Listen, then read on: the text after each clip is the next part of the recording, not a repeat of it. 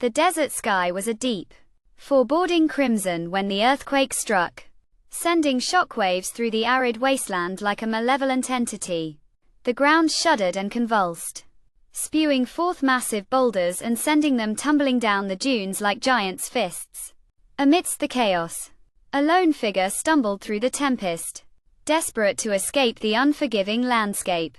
This was Elijah, a reclusive writer haunted by the ghosts of his past. His eyes, once bright with creative fervor, now seemed dull and lifeless, weighed down by the crushing guilt of a mistake that had shattered his world. As the tremors subsided, Elijah spotted a dilapidated shack in the distance, its wooden slats weathered to a silvery gray that seemed to blend seamlessly into the desert's monochrome palette. He stumbled towards it, his legs trembling beneath him like a newborn fawn. The shack's door creaked ominously as he pushed it open, revealing a dimly lit interior that reeked of decay and neglect. Elijah's eyes adjusted slowly to the gloom, and he spotted a figure huddled in the corner, shrouded in shadows. The air was heavy with an almost palpable sense of malevolence, and Elijah's instincts screamed at him to flee. Yet, something about the figure's presence drew him in, like a moth to a flame. As Elijah approached the figure, it slowly rose to its feet, revealing a woman with skin as dry and cracked as the desert earth. Her eyes, however, burned with an inner fire that seemed to pierce Elijah's very soul. "Welcome, Elijah," she whispered, her voice like the rustling of dry leaves. "I've been waiting for you." Elijah's mind reeled as the woman's features began to take shape, and he realized with a jolt of recognition that this was his estranged sister, Rachel, the same sister he had wronged so grievously in the past. Rachel's eyes seemed to bore into Elijah's very essence, as if searching for something. "You've come to make amends, haven't you?" she asked, her voice laced with a mixture of sadness and accusation. Elijah nodded, his throat constricted with emotion. "I was wrong, Rachel. I was so wrong." The words tumbled out of him like a confession, and Rachel's expression softened ever so slightly. "Tell me, Elijah," she said, her voice barely above a whisper. "What do you remember about that fateful night?" Quote.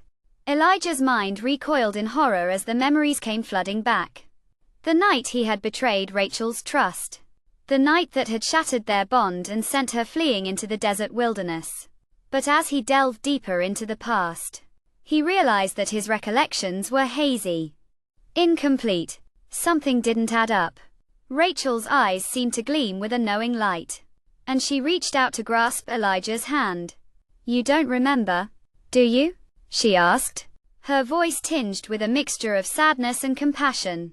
"You don't remember the truth?" As the truth began to unravel, Elijah's world was turned upside down. He had not betrayed Rachel. She had been the one to leave him, to abandon him in the desert without a word.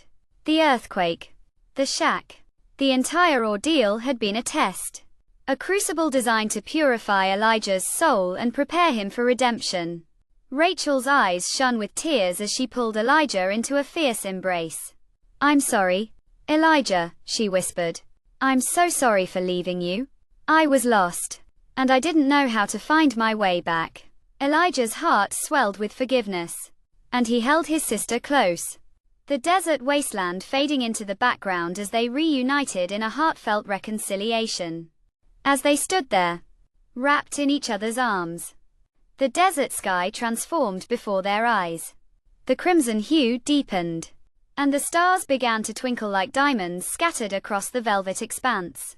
The earthquake's aftershocks subsided, and an eerie calm descended upon the wasteland. Elijah and Rachel stood as one, their bond stronger than ever, their hearts filled with a sense of redemption and renewal. In this desolate landscape, they had found a glimmer of hope, a testament to the human spirit's capacity for survival and resilience.